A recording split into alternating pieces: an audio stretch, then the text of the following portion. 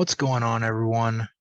George and Max coming at you from the Unqualified Filmbros podcast, going through the full MCU in the lead up to Doctor Strange in the Multiverse of Madness.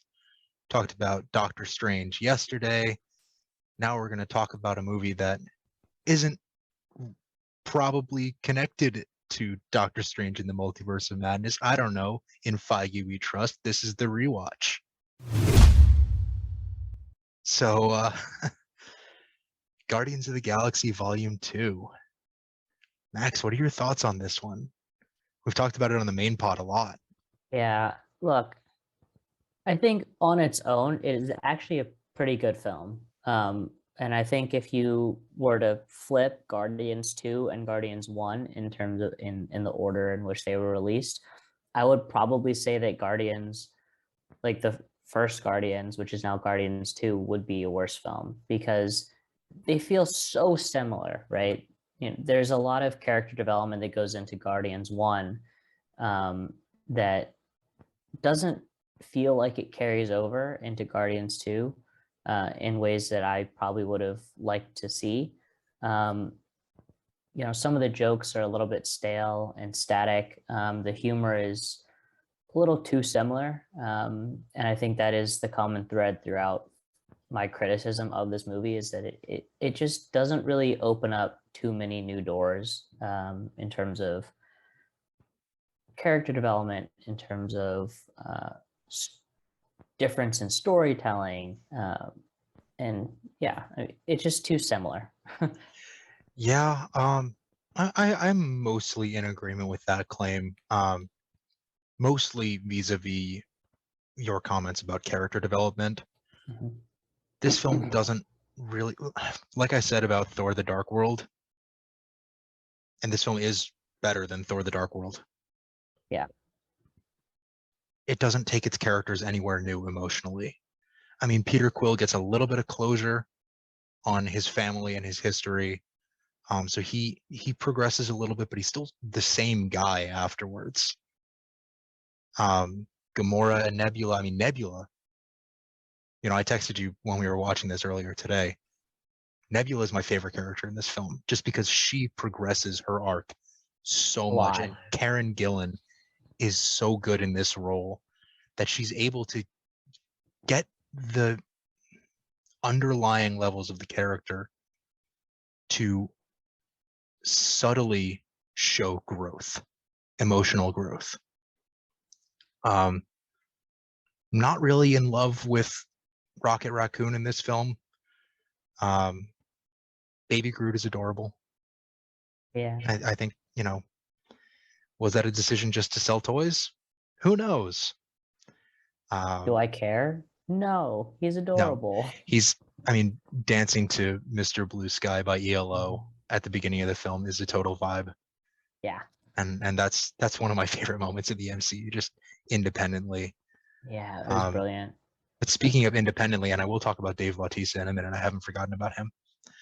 But speaking of independently, that's my big qualm with the film, is that it's just too self-contained. And I think what I love about the first Guardians film is that, yes, it hits a lot of the same story beats as this sequel. It's so much fun. It's got a great soundtrack. But you also have the ties to the greater MCU. You have the introduction of the Power Stone. You've got Thanos as his biggest appearance yet.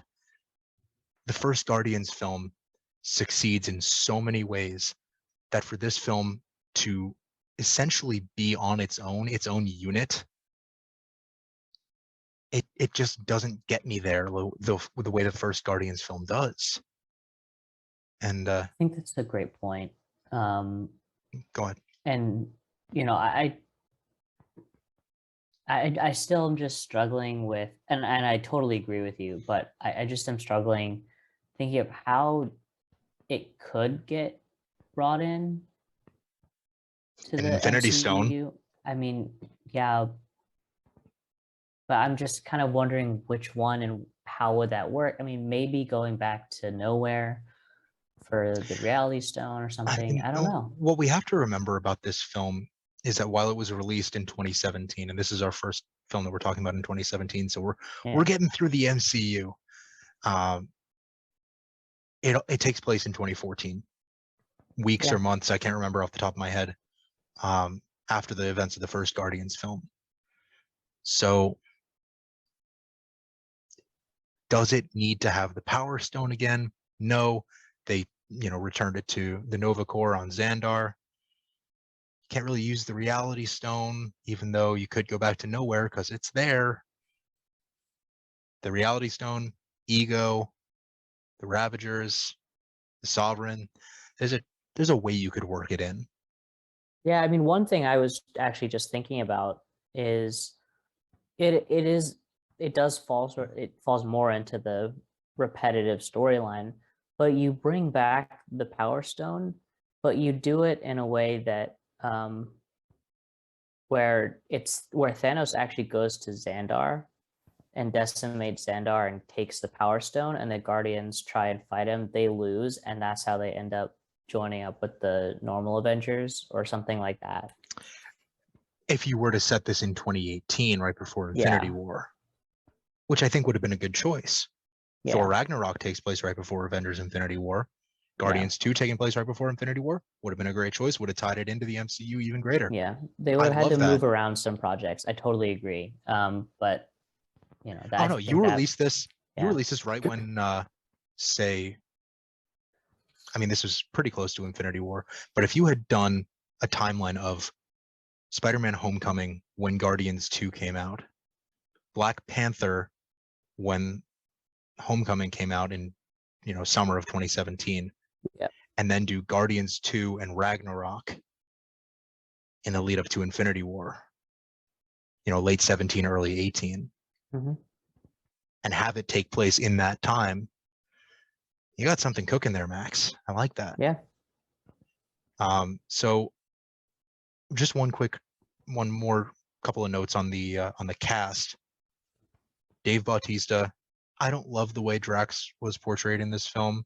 I feel like he was, a little bit too goofy, too much of the comic relief, not enough of the, nothing goes over my head. My reflexes are too fast. I would catch it. Not the very literal stoic warrior type. He's more comic relief, which works for the character in Infinity War and Endgame. Yep. I'm not sure I love the choice here, given that it takes place so close to the first Guardians film. So what do you think of, just quickly here, what do you think of the cast? Because I've talked a lot about them. Yeah, overall, a very strong cast. And I think I'm mostly in agreement that Rocket and Drax fall short of my expectations, especially Is it wrong given to say out of character?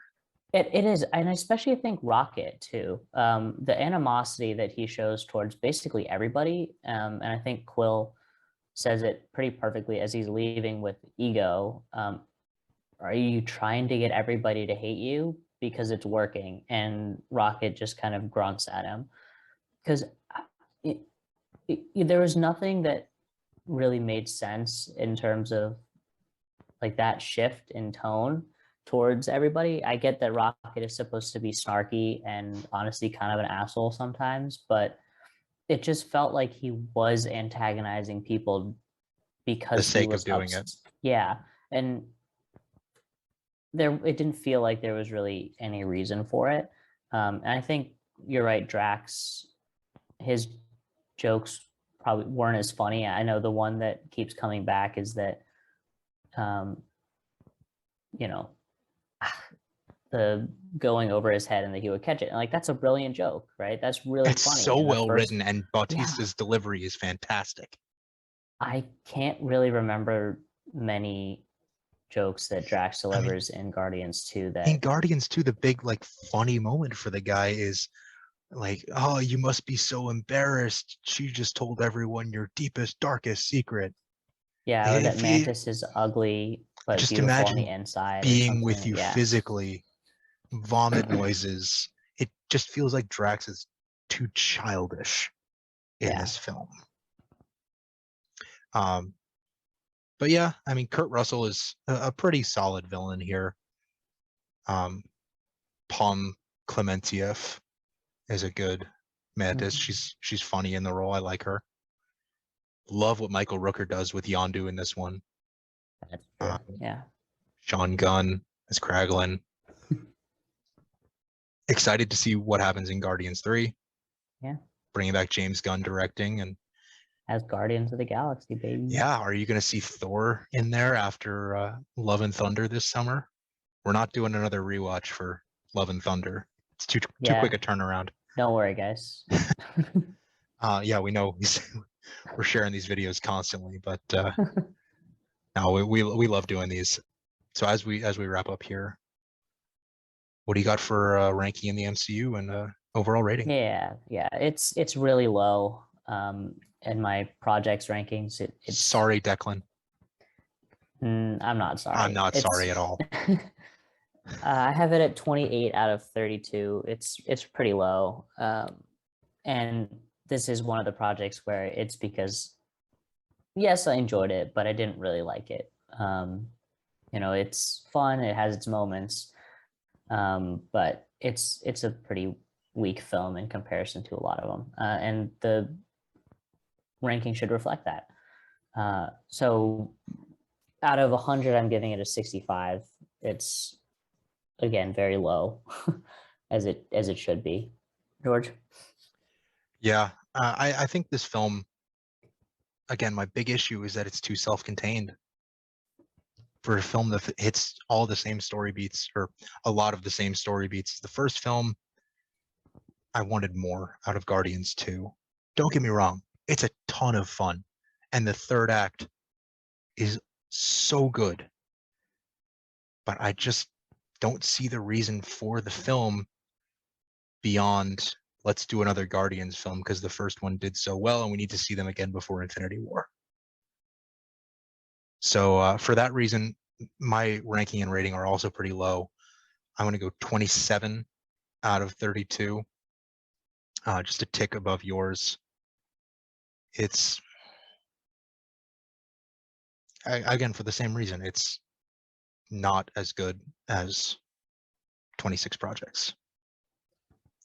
As for a 0 to 100 score, my ranking might be higher than yours, but my rating is lower.